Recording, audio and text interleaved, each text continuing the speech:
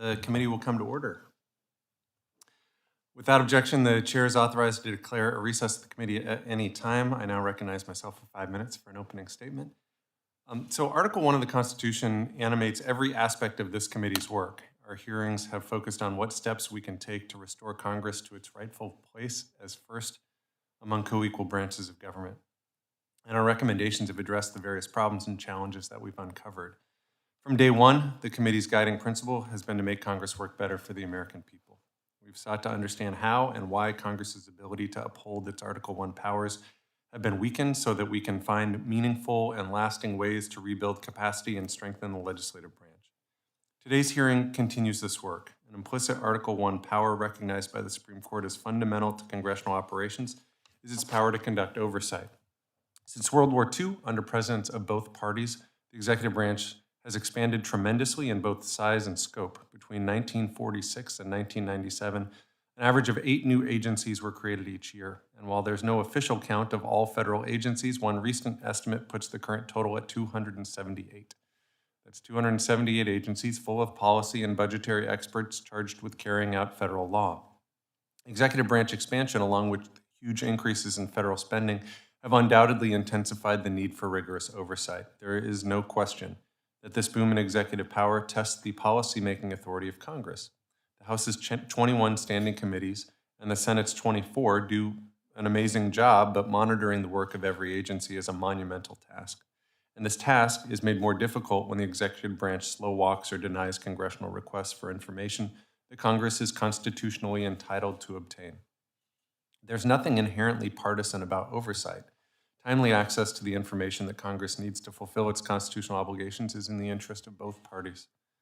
I know our witnesses today have some recommendations for fast-tracking requests, and I look forward to that discussion. The oversight process is not just about holding the executive branch accountable, it's about how Congress comes to understand policy successes and failures. In order to legislate smarter on behalf of the American people, Congress needs to know whether the policies and programs it authorizes and funds are working as intended. Oversight provides members with the information and agency-level feedback they need to make sound legislative and fiscal decisions. The experts joining us today have a lot to say about what Congress can do to strengthen its oversight capacity, and I'm looking forward to hearing their ideas and recommendations. The committee will once again make use of a roundtable format to encourage thoughtful discussion and the civil exchange of ideas and opinion. So, get ready. In accordance with Clause 2J of House Rule 11, we will allow up to 30 minutes of extended questioning per witness, and without objection, time will not be strictly segregated between the witnesses, which will allow for extended back and forth exchanges between members and the witnesses. All right. Vice Chair Timmons and I will manage the time to ensure that every member has equal opportunity to participate. Any member who wishes to speak should signal their request to me or Vice Chair Timmons. Additionally, members who wish to claim their individual 5 minutes to question each witness pursuant to Clause 2J2 of Rule 11 will be permitted to do so following the period of extended questioning. Did it. All right, I'd like to now invite Vice Chair Timmons to share some opening remarks. Hey, good morning. Thank you all for taking the time to come be with us here today. I think this is an extremely important issue. Really, in the last 20 years, we've seen a hyper-partisanship, and we've talked a lot about it in terms of civility, because I do think that depending on what party is in the White House, what party is in the Congress, the Oversight Committee becomes just a huge bomb-throwing committee, and they're really not doing their job. I'm going to go ahead and tell you that if in the next decade, the one party's in the Congress and the other party has the White House, they're probably not going to be legitimately doing the things that they ought to be doing. And so the question then becomes, what do we need to do to make changes to actually reinstitute the purpose of the role of Congress and as it relates to oversight? As the chairman just said, both learning and holding them accountable. So part of that is civility, I think, and we've talked a lot about that, but I think y'all have a lot of additional information that we can learn from on the subject, and I'm looking forward to hearing more about it. But I'm going to go ahead and throw out one thing. I had a meeting yesterday with somebody that started his career on the Hill in 1974, and it was very interesting. He was on the Appropriations Committee for a while, and he proposed the idea of not even having an oversight committee because every standing committee has an oversight subcommittee, and that was an interesting thing that I had never thought of before. So we're going to have a lot of interesting ideas that we're going to be talking about. I just wanted to throw that one out early, but look forward to your testimony. And with that, Mr. Chairman, I yield back. Thank you. I'm honored to welcome our three witnesses joining us this morning. Witnesses are reminded that your written statements will be made part of the record. Our first witness is Josh Chaffetz. Dr. Chaffetz is a professor at Georgetown University Law School. Prior to his current position, he spent 12 years on the faculty at Cornell Law School. His research interests include constitutional law, American and British constitutional history, legislation and legislative procedure, and the intersection of law and politics. His recent book, Congress's Constitution, Legislative Authority, and the Separation of Powers, explores how Congress uses the various tools at its disposal during conflicts with other branches of government. Dr. Chaffetz, you are now recognized for 5 minutes. Thank you very much, Chairman Kilmer, Vice Chairman Timmons, and members of the committee. Thank you for the opportunity to testify today regarding the vitally important topic of congressional oversight. Although not explicitly mentioned in the text of the Constitution itself, oversight has been understood from the earliest days to be not only a constitutional power, but a constitutional duty of the Houses of Congress. Following the 18th century British House of Commons, members of the founding generation described Congress, and especially the House of Representatives, as the grand inquest of the nation, with a special duty to, in founding father James Wilson's words, diligently inquire into grievances arising from both men and things. This duty was exercised from the earliest days, with the House conducting a major investigation in 1792 into the defeat of an army force under General Arthur St. Clair by a confederation of Native American tribes at the Battle of the Wabash, an investigation that resulted in the passage of corrective legislation. Oversight power became increasingly important, as the chairman noted, with the growth of the administrative state, beginning really in the late 19th century and accelerating into the first half of the 20th century. And Congress recognized this in various ways, including in the 1946 Legislative Reorganization Acts, mandate that standing committees exercise continuous watchfulness of the agencies within their jurisdiction, the creation of the House Oversight Committee and Senate Permanent Subcommittee on Investigations, and the growth and professionalization of member and committee staff and the congressional support agencies. It was also during this period that the Supreme Court issued its most important opinion blessing a broad power of congressional oversight in McGrain v. Doherty. But recent years have seen congressional demands for information repeatedly stymied by the George W. Bush, Barack Obama, and especially Donald Trump administrations. And that experience has pointed to the limits of the methods that the congressional chambers have been using to enforce their demands for information. In particular, the last decade and a half have made clear that Congress cannot and should not make itself reliant on the courts to help it get information out of an unwilling executive.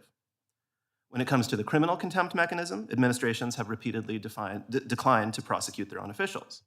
And when the House has filed civil suits to secure testimony or documents, those suits have taken so long to resolve that even when the chamber nominally wins, the information gets produced far too late to help that Congress oversee that administration.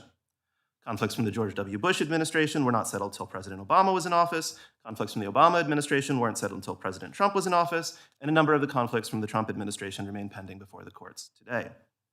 In essence, simply by bringing a dispute to court, a congressional chamber is effectively giving up on forcing information from the executive on a useful time frame.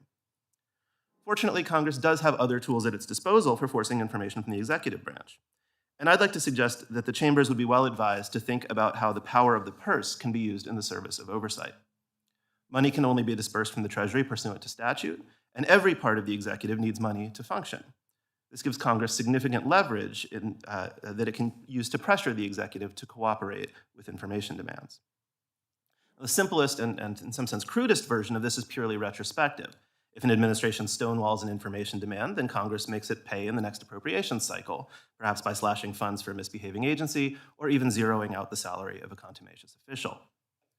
One can then take this sort of simple case and begin to add complexities to make it somewhat less crude. So for example, consider a change to House rules that would create a point of order against any appropriation to pay the salary of anyone who'd been held in contempt by the House and hadn't purged that contempt. Now, of course, the point of order could be waived, but it would change the baseline, right? A simple application of the rules would withhold the official's salary, and anyone wanting to pay it would have to take an affirmative vote to do so and explain that. Or consider the use of oversight riders. Right? Certain appropriations could be paired with riders, requiring the provision of information to Congress on a timely schedule. This was used to some extent in the CARES Act a couple years ago. Failure to provide that information could automatically trigger cuts either to the underlying appropriation itself or to the salaries of the non-compliant officials. And such riders could make use of non-severability clauses so that if OLC were to declare, as it has done on a number of occasions that the rider was unconstitutional, that would lead to the loss of the underlying appropriation as well, thus putting some pressure on OLC to be more restrained in making those sorts of determinations. Now, the suggestions I've just made rely on the threat of withholding funds to secure cooperation with oversight, and I do think that's a very potent threat. But I also want to suggest one way that Congress might spend money to better facilitate oversight, and that's by engaging in capacity building. As this committee well knows, staff numbers, staff tenure, staff pay, and staff training are all in need of more resources. This is true at both the member and committee level, and even more so in the case of the support agencies like GAO, CBO, and CRS. This committee has already recommended increases in funding for congressional capacity, and the fiscal year 2022 Ledge Branch Appropriations Bill passed by the House is a good start, but more could certainly be done on that front as well. Oversight is one of Congress's most important functions, and it's under threat, and has been for several decades now. Creative thinking about methods of enforcing information demands is sorely needed, and I submit to this committee that the appropriations process has the potential to offer some serious solutions. Thank you very much. Thanks, Dr. Chaffetz. Our next witness is Elise Bean. Ms. Bean is the Washington Director of the Levin Center at Wayne State University Law School. From 1985 to 2014, she worked for Senator Carl Levin, including 15 years at the Senate Permanent Subcommittee on Investigations. Ms. Bean was appointed PSI Staff Director and Chief Counsel in 2003, where she handled a wide range of investigations, hearings, and legislation. In 2014, after Senator Levin retired and the Levin Center at Wayne Law was established in his honor, she joined the center to work on strengthening legislative capabilities at the federal, state, local, and international levels to conduct investigations and oversight.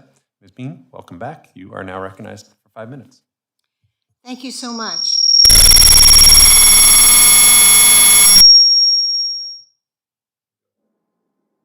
Should I turn it off? Seems to be all right now.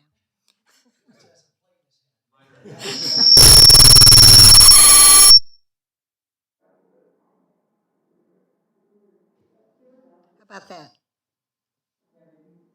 Okay. I think I'm all right. Oh dear. All right, so we'll put it further away. Oh, thank you.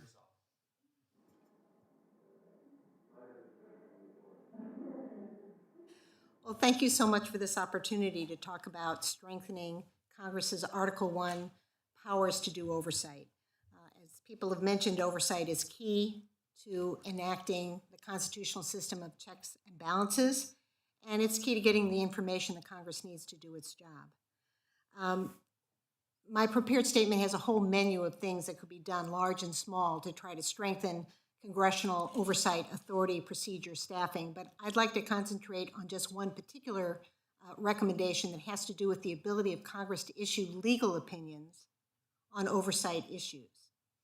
As we know, for decades, the executive branch has been able to issue legal opinions through the Department of Justice Office of Legal Counsel, and they've issued a whole bunch of them on oversight issues. For example, they've said that presidential aides are absolutely immune to congressional subpoenas. I don't know of anyone in Congress who agrees with that, and the few courts that have looked at that issue haven't agreed that such an immunity exists either. And yet presidents on both sides of the aisle have taken that position and continue to take that position.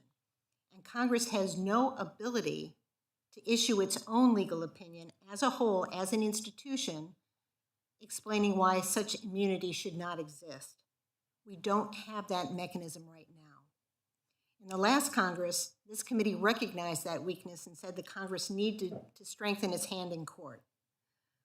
And I know that the committee is considering this Congress to send a letter to the GAO asking them to do a study about how exactly would you do this? How would you set up an office that allows Congress as a whole to issue legal opinions? Should they be done by the House and the Senate separately? Should there be bicameral opinions?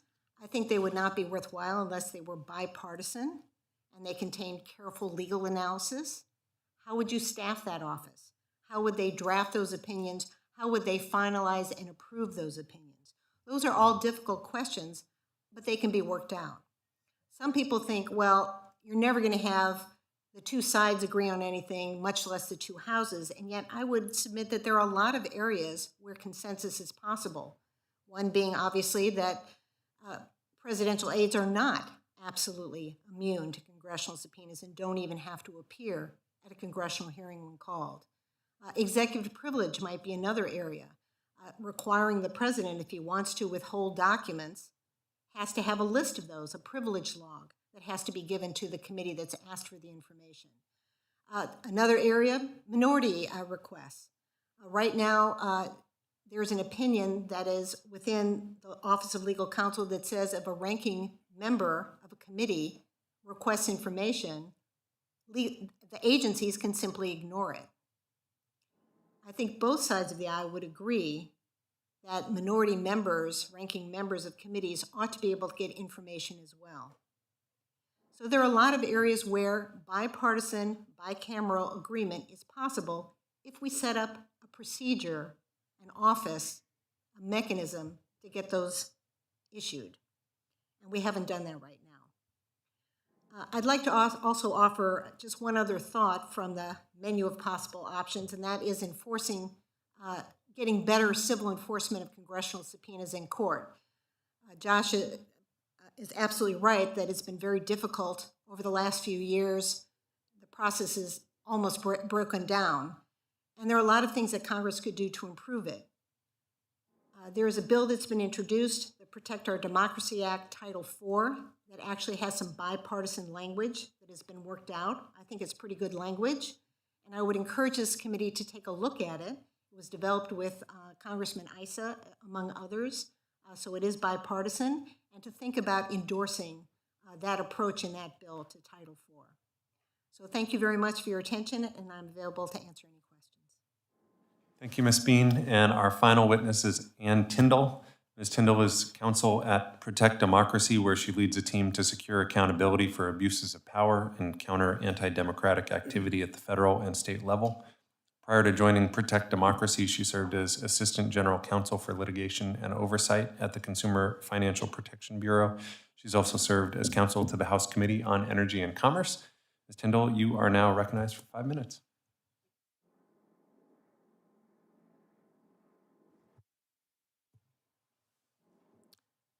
Chairman Kilmer, Vice Chairman Timmons, members of the Select Committee, thank you for the opportunity to testify at this timely hearing. At Protect Democracy, we work to prevent and respond to threats to our democratic system. We're thus acutely concerned with preventing abuses of executive power and reinvigorating Congress's ability to function as an effective check on the president, which requires being able to compel compliance with his demands for information. Today, I'll address 2 opportunities for strengthening congressional oversight capacity. This morning, my written testimony goes through many more. First, modernizing Congress's subpoena compliance tools, and second, ensuring access to sensitive information by congressional staff. There are 3 ways in which Congress can force the executive branch to comply with its oversight demands: civil contempt litigation in the courts, inherent contempt, and the criminal contempt of Congress statute. I want to highlight the first 2 of these for you this morning. For most of this century, Congress has primarily sought subpoena compliance from the executive branch through civil litigation. But as the previous 2 witnesses highlighted, that path has failed to meet Congress's oversight needs. Oversight requests issued in one presidential administration often span several administrations and certainly span several Congresses.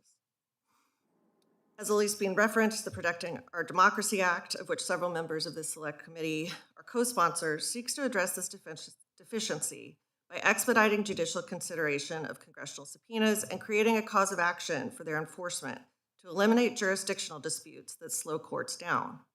The expedited procedure would have civil contempt suits heard by a 3-judge panel convened at Congress's request and reviewable only by direct appeal to the Supreme Court. Protect Democracy urges enactment of these measures. But if there's one thing you take from my testimony today, I hope it's that POTA is necessary, POTA, Protecting Our Democracy Act, is necessary, but not sufficient to address Congress's oversight needs.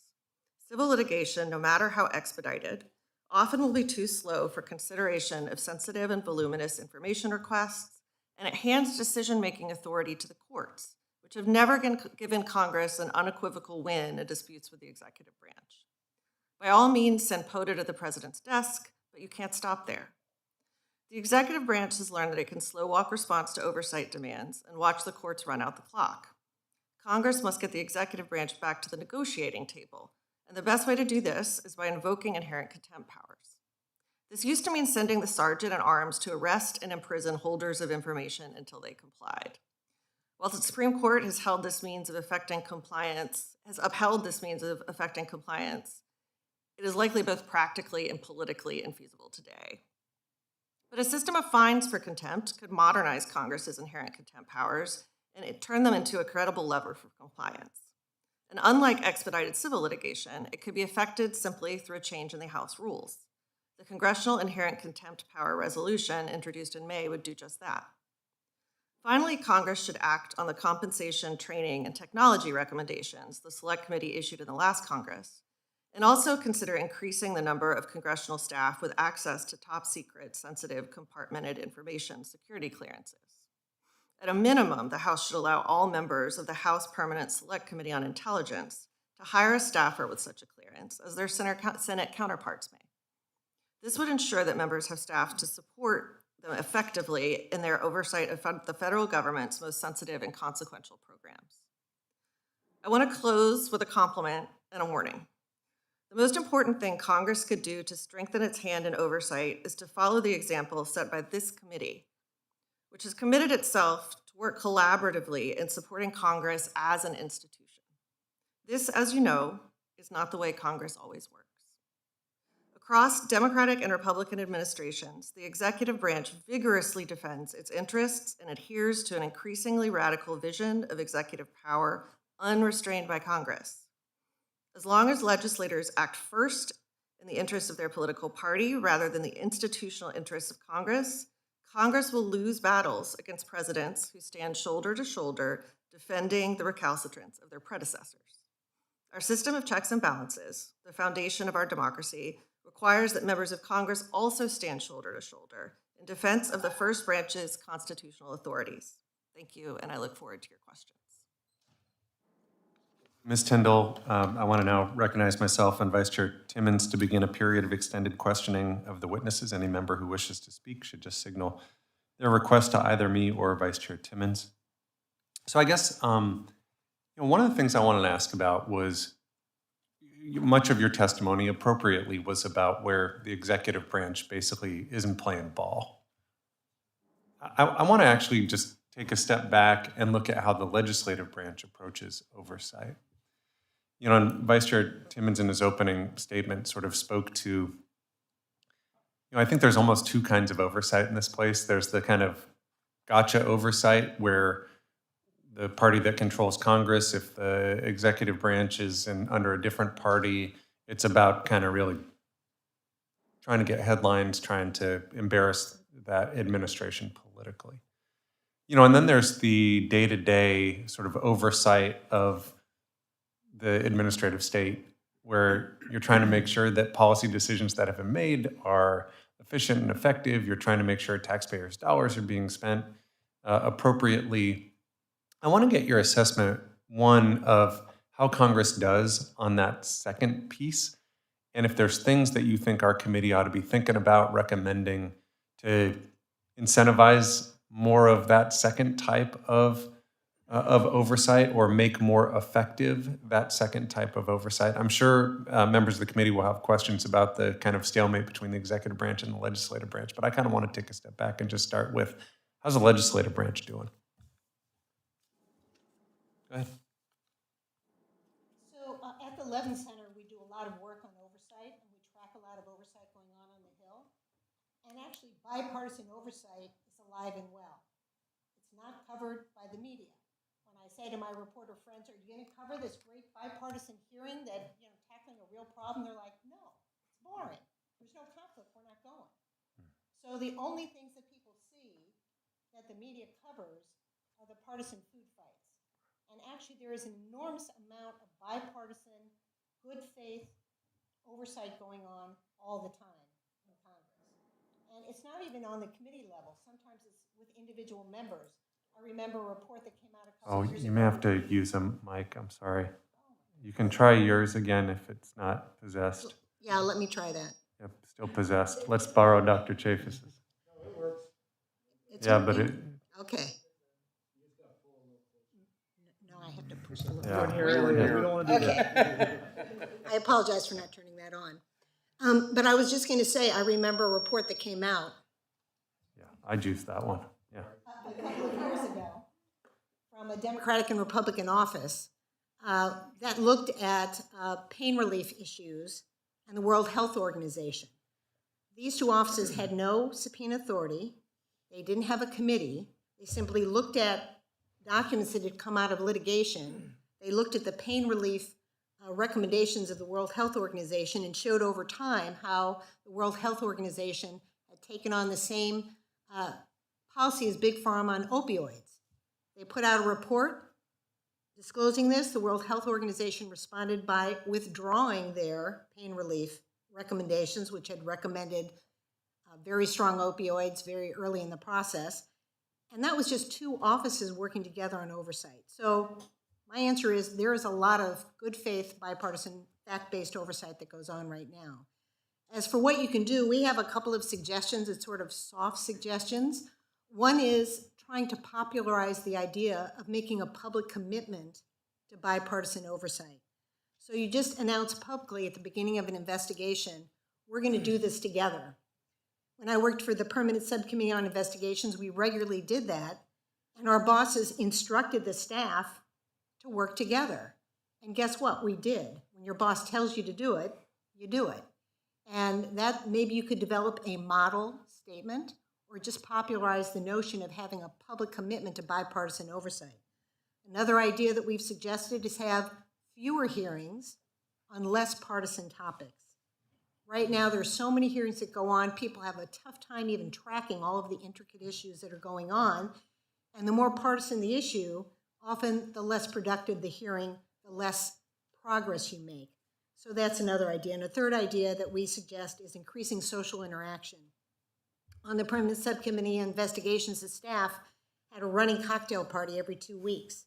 And you weren't allowed to talk about work, you could just talk about PSI lore in the past or how you're, just sort of the chit chat that goes on with people that work together. And we found that that social interaction, we also took photographs of the teams that work together on a bipartisan basis on each investigation. We found that that social interaction and those photographs did more for our committee than almost anything else. So those are just a couple of ideas. Thank you. If I could just follow up on that. Elise is exactly right about the tremendous amount of bipartisan oversight that actually does go on, and the Levin Center has done tremendous work tracking that. And it's consistent with a small but real body of political science literature that suggests that there is still a fair amount of bipartisan oversight that happens. I think it's wonderful to the extent that that's possible. It's also, I think, worth stepping back and perhaps saying that bipartisan doesn't always mean good, and partisan doesn't necessarily mean bad, right? So one reason that certain things are partisan issues is simply because there are ideological disagreements about what it means for some part of the executive branch to be doing a good job or a bad job.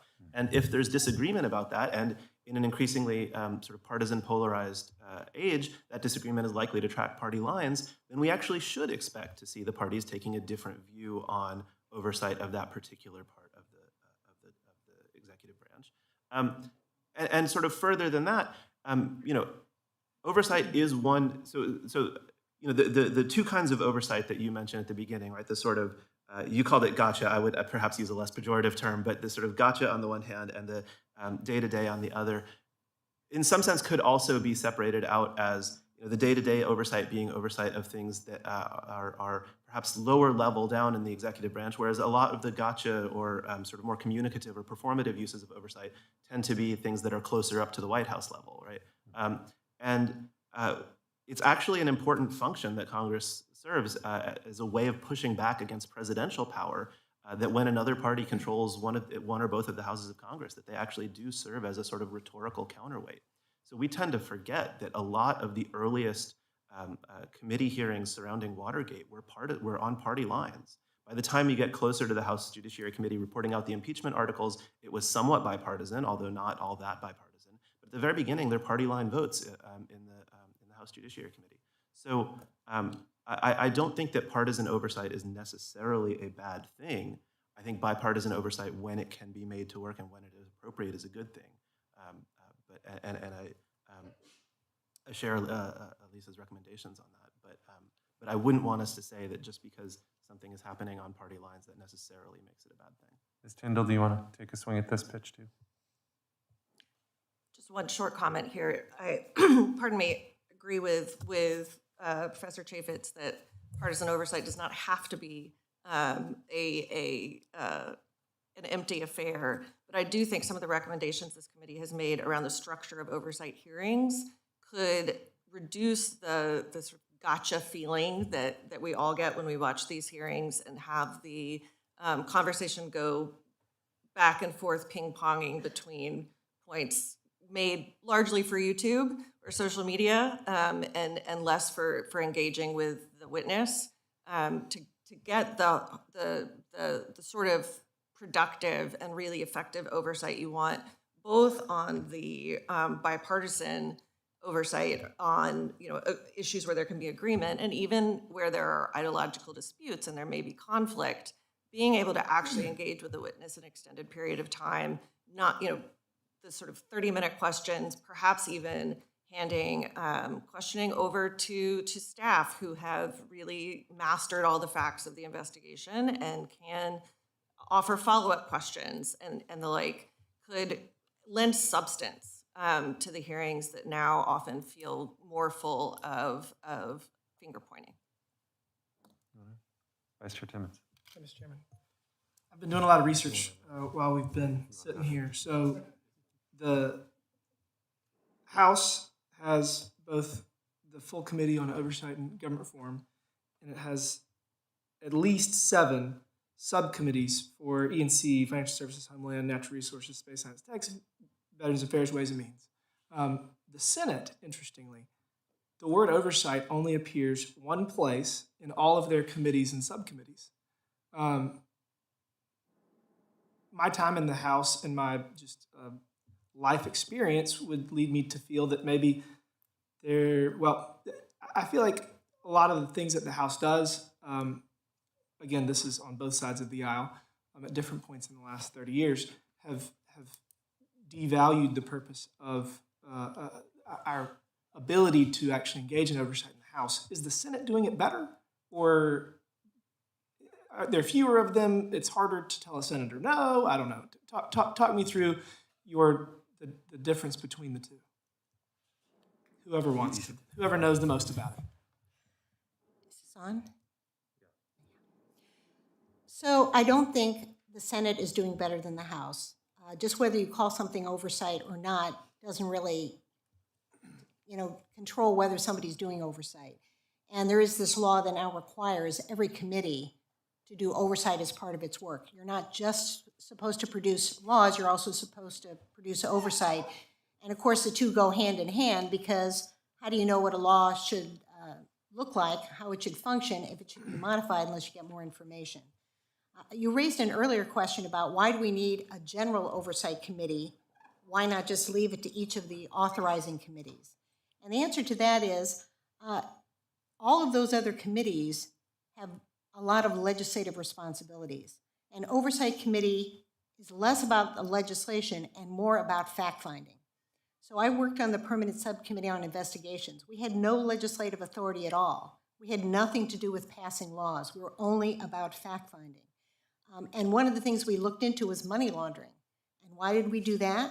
The Senate Banking Committee had a lot of legislative responsibilities. They never had time to get to money laundering.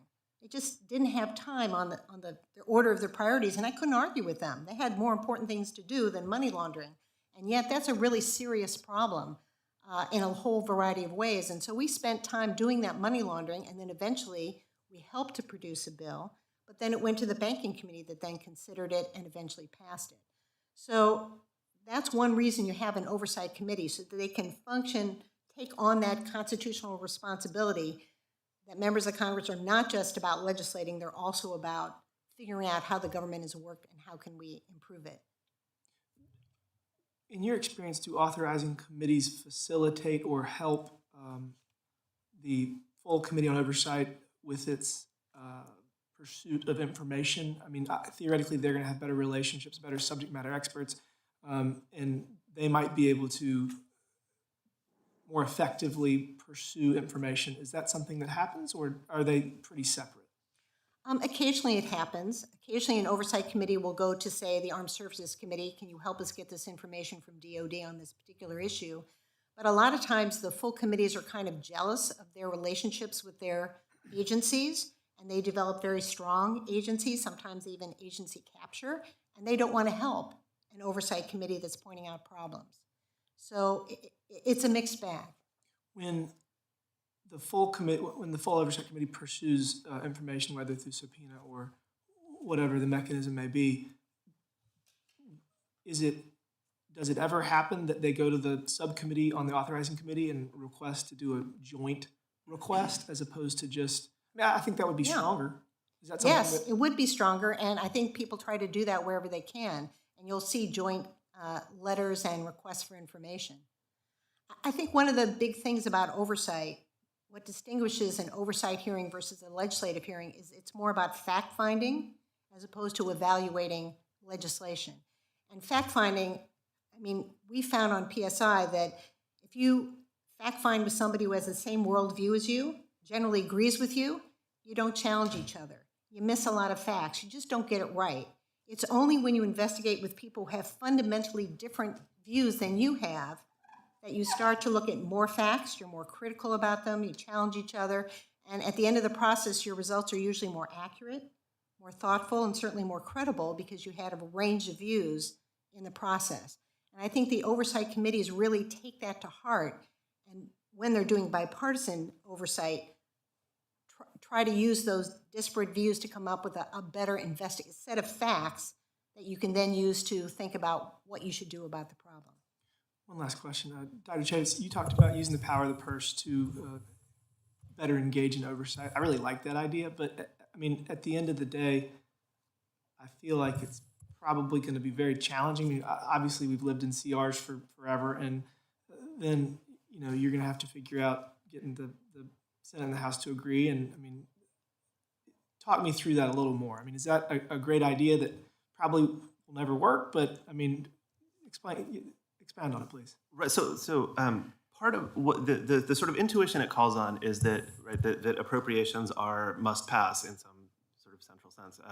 And so the basic idea is that if one house or the appropriations committee of one house feels very strongly about a particular rider, that there's a decent chance they can get that into the final bill, because what's the alternative, right? If you're actually willing to sort of insist on that being in a final appropriations bill, and I'm just going to bracket for a second the question of CRs, and then I'll come back to that.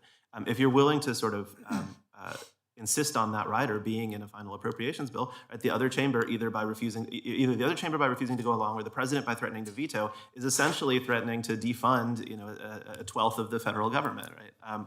And so there's a House that's willing to really insist strongly on that could actually, I think, get a lot of those riders through. It wouldn't always win the fight, but it might win the fight. And would have to think sort of carefully about the sort of political optics of doing it as well, right? Obviously, just because you're having a fight with the Department of Agriculture doesn't mean you want to defund the Department of Agriculture, but it might mean that you go after sort of targeted officials. Or if you have a situation where, say, you think the White House counsel's office is telling the president, hey, you don't have to respond to any oversight demands from anyone ever, maybe the American people don't need to be paying for the White House counsel's office in that moment, right? So I think there are sort of targeted things that a House could do, that it could insist on. Now, that becomes harder as the sort of normal appropriations process breaks down, right? So part of what I would advise, and I've said this in testimony to the Budget Committee last year, is it is important to try to return to regular budgeting order. It is important to try to bring back that process, because that's a way that the houses of Congress exercise fine-grained control over not just spending, but a whole host of issues that are collateral to spending. Sure, thank you. Go back. I want to call on Mr. Latta, but can I just pull that thread real quick? So it's also hard because it's a really partisan place, right? How do you prevent sort of gaming that, right? Like whatever party's in charge in Congress has agencies they love and agencies they don't love so much. So how do you keep, if you go that route of withholding funds, how do you make sure that a legislative party that's in power clerk doesn't say, I'm going to ask for something ridiculous from this agency to squeeze their budget. Right. Well, and to some extent, right, that is the congressional power of the purse, right? That when people who are sort of more sympathetic to certain government functions are in control, they tend to fund those government functions and defund the ones that they're less sympathetic to. So to some extent, that's a problem that's not sort of specific to oversight, but is really endemic to the idea of congressional control over spending. But I think the check on sort of specific demands here is a political check, right? It's that ultimately, when you're doing these things, you're setting up a political fight. You're setting up a confrontation with the other house, with the presidency. And so you have to be able to go out in public and make a plausible claim for why you should win that fight. In the same way that, when these fights have gotten out of hand and we've gotten to lapses in appropriations, right, what ultimately settles those lapses in appropriations is some sense that one side or the other is losing the public fight, and that side then eventually caves. So I think ultimately the check on it, it has to be that you have to be able to go out and defend what you're trying to do. Mr. Davis. Mr. Latta. You left. Even better. That's great. That happens to make this place work better when your colleagues in front of you just step out at the exact right time. Look, I love the recommendations you all have. The power of the purse, great. I would love to get back to our approps process. And as a matter of fact, we're trying to teach the next generation about the appropriations process. I got a tour of a new exhibit in the Capitol Visitor Center not too long ago where they have an interactive table where when we open this place up again and people can start coming here again, they're going to be able to argue and debate the 12 appropriations bills. Well, my staff director asked the question, where's the CR button? Because frankly, that's where we're at right now. We can talk in philosophical terms about what worked and what didn't, but this place has never been more of a hot political temperature. In my time as a staffer for 16 years and my time now, 9 years as a member of Congress, I've never seen it this bad. And we've had committees like the committee I lead, House Administration for our side, swear in witnesses. Never done it before, and I mean, dirty little secret is when you testify, you're already swearing in anyway. You're already saying you're not going to lie to us, so don't lie. We will come after you. We will jointly exercise our oversight responsibility if you say anything untrue today. But social media, you want that news pop. You want to be able to get out there. And I noticed there hasn't been a discussion about how our normal media environment, other than the fact that you are absolutely right, Ms. Bean, that the media doesn't want to cover us talking about things where we agree. They just want to see me punch Perlmutter, which could be in about 5 minutes, because he's a Broncos fan. They're terrible. But in the end, what does that have to do with it? I mean, how can we get back to better bipartisan oversight? Because everything you all say is great. But I mean, the only hope I have is that we've gotten better, because I remember when, I was told Chairman Tindall used to exercise his own oversight when he had proxy capability. We got rid of that in 1995. Now we're back to proxy voting on the floor. What's the next step? Back in committees? No. I don't think that will help us whatsoever. And frankly, I'm a little frustrated with proxy voting right now because it stops somebody like me from going to talk to all of my colleagues about legislative ideas or even oversight ideas that we may have. And I think it helps break down the institution and not in a very good way. Social media, how is that impacting our ability to exercise our bipartisan oversight? I don't care who answers it. Try to take a quick crack at that because I've looked at oversight in a lot of different eras. And it's not clear to me that the fights are particularly particularly stronger now. So I've looked at, for example, the Nye Committee in the Senate in the 1930s, which is also called the Munitions Committee or the Merchants of Death Committee. You look at the McCarthy hearings and the Army McCarthy hearings in the late 40s and 50s. You look at some of the hearings in the 1990s. Right? These are all different media environments, right? The first one's radio, the second one's television, the third one is internet, but pre-social media. Now we're in a social media era, and they're all nasty. And they're nasty in different ways. Sometimes the nastiness is cross-partisan, so there are factions of both parties fighting within themselves. themselves, and then sometimes it's more partisan. I would suggest that to whatever extent we're in a moment of sort of high political passion, the fault isn't with the media, and it's not even with. I mean, there are things that Congress as an institution can do to turn down the temperature in Congress, but the truth is that the American public is more polarized than it's been in over a century on political lines. And if the American public is polarized, we not only should expect Congress to be polarized, in some sense we should want it, right? Because Congress is meant to represent the people. Now again, that doesn't mean we shouldn't try to figure out ways that where there is agreement or might be agreement forged across those lines that we should do it. But we shouldn't expect sort of agreement across party lines when what we have in the underlying public is an American people that's been getting increasingly polarized since the mid-1960s. Very good points. Anybody else? Yeah, don't waste that. Don't try the middle one again, no matter what he says. We don't listen to him either. I'd like to point out that what you're talking about is the norms in Congress, and it's very hard to change those norms.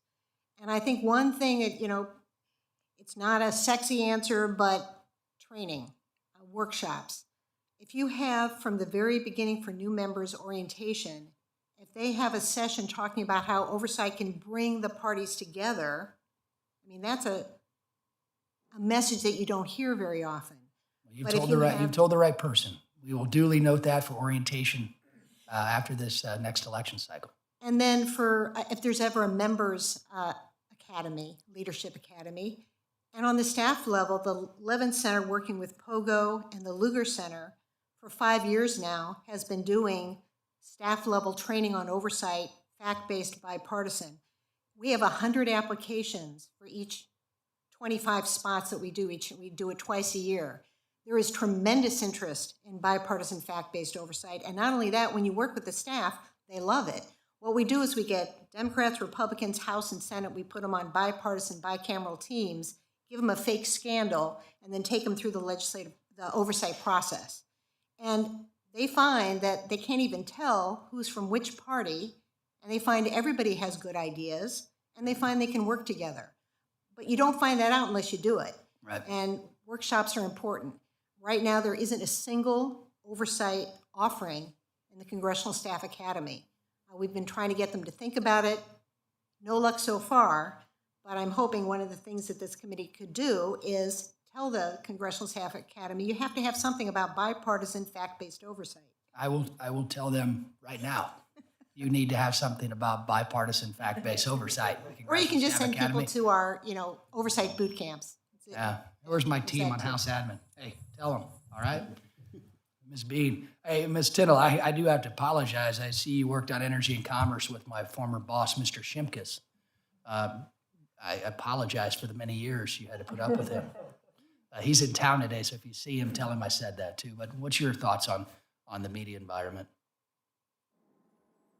I mean, I think the media environment is not something that we here are going to solve or that you in Congress are going to solve. But I think that what Ms. Bean is describing is a way to build the sort of institutional interest that I was talking about in my opening statement, where you provide staff and you provide members with ways to get what feels like wins, get what feels like progress and fulfilling work together, and help them to understand that it is the institution of Congress they are representing, rather than their political party across all investigations.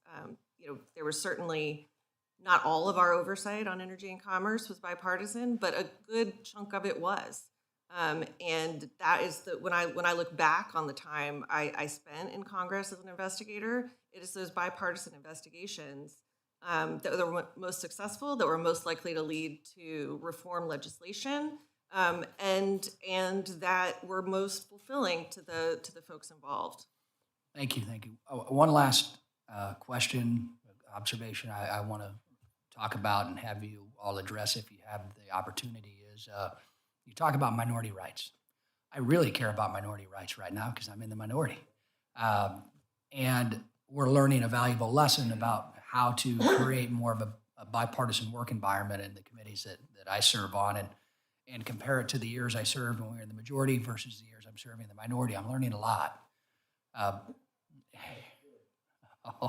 don't think it's going to be, Earl.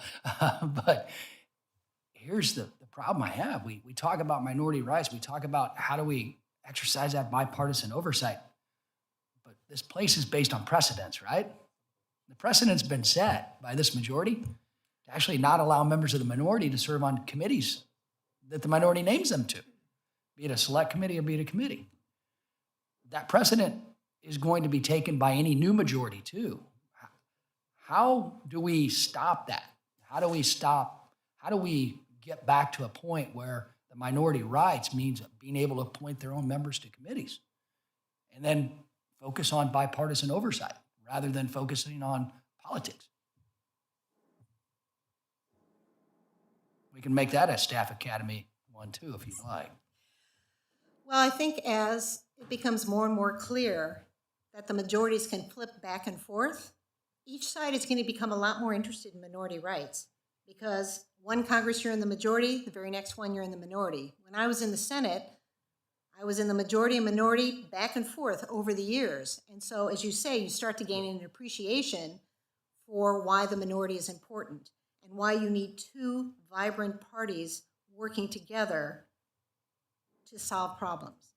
So I think there's going to be a fix automatically. When I saw some Republicans write to the Department of Justice saying, we don't like your legal opinion that federal agencies don't have to respond to committee requests made by ranking minority members, I thought, hallelujah, right, that is true. And that's another reason why Congress itself needs the ability to issue legal opinions on a bipartisan, fact-based way, because that's how you're going to tackle that problem.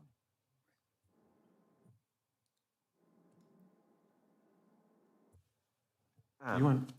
Oh, Thanks. go ahead, Dr. Chaffetz. Oh, sorry. I'm not sure I have too much to add on that, except that yes, precedents can be important, but they also are not sort of determinative, right? The ways in which members get appointed to committees have changed radically over the course of the history of this institution, and I think you can also sort of distinguish perhaps between a general rule that continues to be operative, right, and a few exceptions. That said, I think probably like everyone up here, I would be very dismayed if the sort of general rule were changed to take away significant amounts of power from each party to appoint its own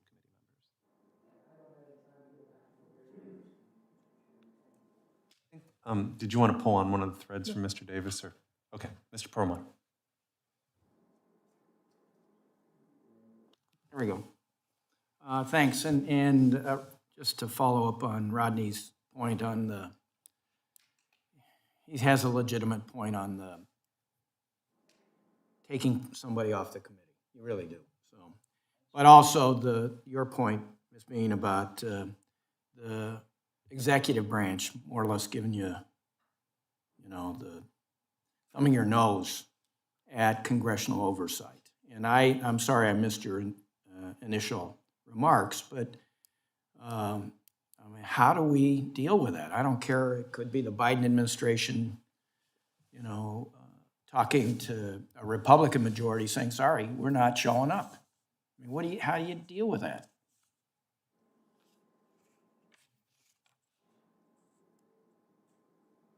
Well, I think as we've all said, there's a number of things. There's not one silver bullet. One thing is you have to have a strong congressional position, bipartisan, bicameral. There's no such thing as executive branch immunity to congressional subpoenas. And then you use that opinion, you have to go to court. You're going to have to get a court decision. When we have gone to court, there are 2 district courts that have considered that opinion, and they both said there's no such thing as absolute immunity. But that's only a district court. It hasn't gone up the process yet. So you have to set up a way to get quicker, better court consideration of these issues. We talked about Title IV of the Protect Our Democracy Act that has been developed with bipartisan input that has some really terrific provisions that could help address this issue. And I think Ann has also talked about inherent, and why don't I just, here's another option. Congress's inherent contempt power has been upheld by the Supreme Court numerous times. I don't think that we need to return to arresting recalcitrant witnesses in order to effectuate it. I think that a system of fines that could bring the administration back to the table, bring the executive branch back to the table, could be very effective. And the idea should be, just as with our criminal code, the system of fines will be most effective if it's never used. We're not, the goal isn't to fine executive branch officials. The goal is to create a credible threat that forces them to the table to return to an accommodations process that worked for many, many years, but has since broken down. I would just add one way to sort of effectuate the fines in a way that does, to a large extent, sort of keep this out of court, at least at the front end, is that when we're talking about executive branch officials, we're talking about people who are drawing a salary from the Treasury, right? You can set up a system of fines so that they simply don't get paid at all, right? And I think that's why I wanted to sort of emphasize in my testimony the importance of using the appropriations power and the power of the purse more generally. One area where I do disagree with Ms. Bean somewhat is on the hope of getting this through the courts in a satisfactory way. I think both the timing, even on expedited procedures of trying to get these things through the courts. No, it's a rope-a-dope. And frankly, the federal judiciary has been hostile to Congress for decades. It's been hostile to any kind of assertion of congressional power. You see this as early as the Senate Select Committee case in Watergate. You see it in the Mazur's opinion just last term. The federal judiciary is pro-judiciary, it's pro-executive, and it's anti-Congress, and it has been for decades. And I think putting Congress's hopes in them is largely a fool's errand. Just one more question, if I could. So, Dr. Chaffetz, you say, well, the citizenry is polarized, therefore we should be polarized. I mean, a very fatalistic kind of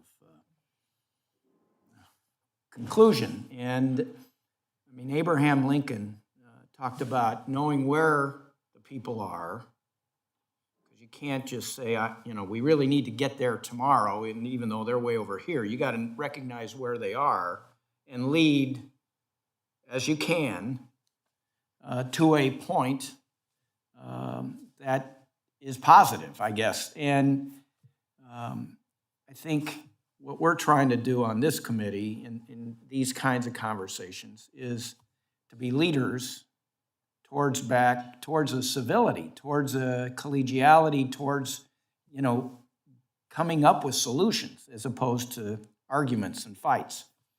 So, I mean, that's just how I kind of felt by your remarks. And you're right, we are polarized as a nation. It's more than I've ever seen. But we have a responsibility not to be appeasers, but to be leaders in trying to work together. We had a funny experience yesterday, Mr. Timmons and I, in the Financial Services Committee, where it had been a completely bipartisan committee. I mean, you couldn't tell whose witness was what. It was on cybersecurity, which was a common concern of all of us. And it was funny because most of us understood, we were just trying to get to the elements of the cybersecurity, but the memo didn't quite get to everybody on either side. So the last couple guys who were asking questions, it was like right out of the message machine, both sides. And we turned to each other and he says to me, I guess they didn't get the memo that this really is a bipartisan committee hearing. I mean, we're so told to stay on message, and that message is a very combative one. If I could just make one comment on that. Senator Levin did bipartisan oversight for his entire 36 years. And when he was on the Permanent Subcommittee on Investigations, he started off with Susan Collins. They had a very bipartisan relationship. Everybody said, well, that's Susan Collins. Then we had Tom Coburn come on our subcommittee, and they all said, you're never going to be able to work with him. They had a wonderful working relationship. And that's really the good news about oversight, is that two members, the ranking and the chair, can get together, and it doesn't matter what anybody else is saying or doing, they can choose to work together. They can order their staffs to work together. And when that happens in good faith, you find out the facts. And once you find out the facts, you might find out solutions that are acceptable to both sides. So oversight is an area where bipartisanship really can work, because you just close the doors on what everybody else is doing and have your staffs work together to find out the facts. And that's why this hearing, to me, is so important. Can I jump in there real quick? Theoretically, Congress could pass a law that said that if the ranking member and chairman of the Oversight Committee issued a subpoena to a federal employee and that federal employee refused to comply, they would be denied compensation until they complied. Could that happen? I think that would just go to the courts. Whenever you have all of these things about imposing fines or You could stopping bar them from federal appropriations, property. You could, I mean, but what would the courts do? And would the courts say, and I don't think they've been uniformly hostile to Congress. When you look at a number of the decisions over the years, they've been very supportive of Congress. So I think that's why you don't know what the courts are going to do or what a particular judge is going to do. So I don't know how they would analyze that, if they would say a blanket, whenever you don't comply with a subpoena, even if that subpoena is improper in some way. you could create a 30-day window with an expedited appeals process. There are all kinds of ideas like that. I know Josh wants to. But again, I mean, Can the whole you idea say, would be. what does that look like? So can you say a bit about what an expedited judicial consideration would look like, and how do we legislate that? Well, so I just wanted to come in on the initial proposal, because I think one thing that it would accomplish, you're right, it would wind up in court because anyone can sue about anything and it can always wind up in court. But the thing is, you're flipping whose ox is being gored while the process is going on.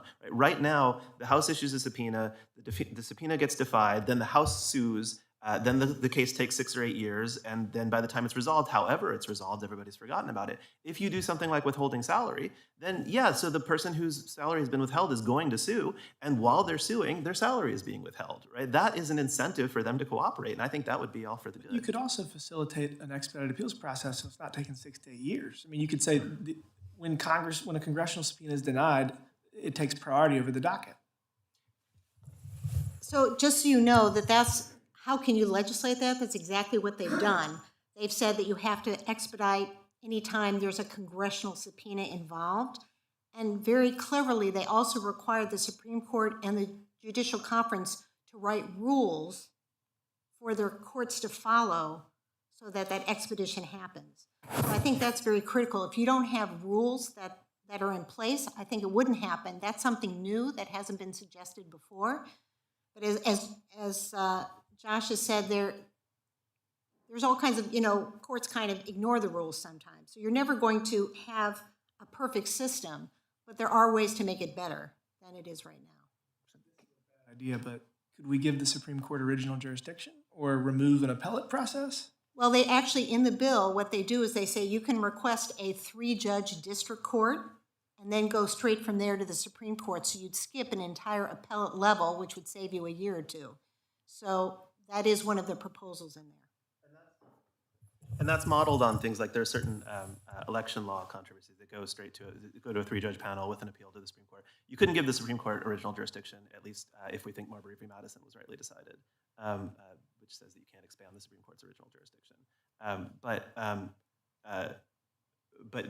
there would be ways to tell the courts to expedite these cases. The question is just what the courts would do with those. The courts have shown such an incentive or such an interest in slow walking these cases when they don't have to, that I'm skeptical that you could write a statute that would actually force the courts to decide these things on a really tight time frame, right? Because Congresses only last 2 years. Withhold their pay too. Can I just ask a basic question? Go ahead. I mean, how do we in the legislative branch say to the executive branch, so somebody in Health and Human Services isn't showing up? So we write a letter to Secretary Becerra and say, you've got to withhold that person's payment, that salary, and we're already at odds with the executive branch. He says, I don't have to follow that. Well, then we're going to withhold all of the money to go to Health and Human Services. Is that how you see this working?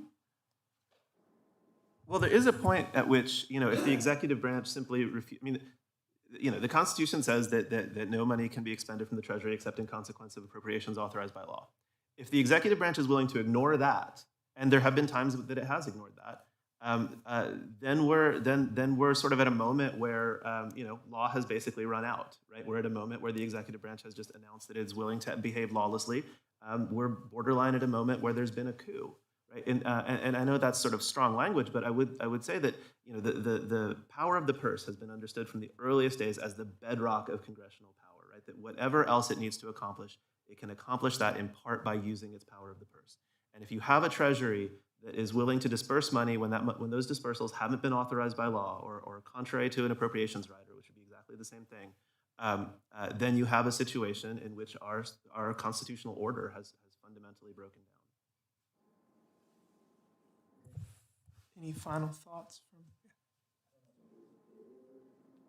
I just wanted to draw out what Professor Chaffetz is saying here a little bit and respond to Representative Perlmutter.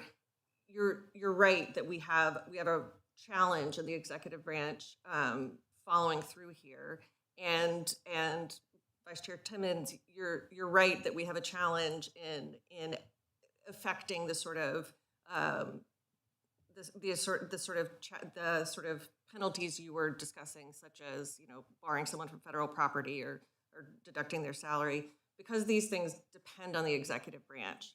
And so I want to point you back to the inherent contempt power, where you could establish a system of fines and a means of executing them through a House resolution. You do not have to depend on the executive, and you could enforce it yourselves. And that may be the way that you have to go. I'd just like to say there's a whole menu of things that can be done, large and small, in the testimony that we've given you.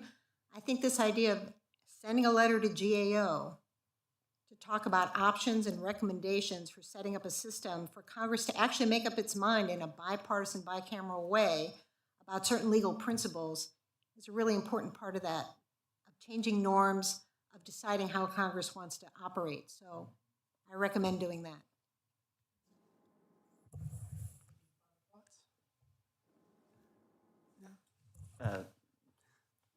Nothing in particular beyond what's covered. Well, we're going to close it out. I'd like to thank our witnesses for their testimony today, and I'd also like to thank our committee members for their participation.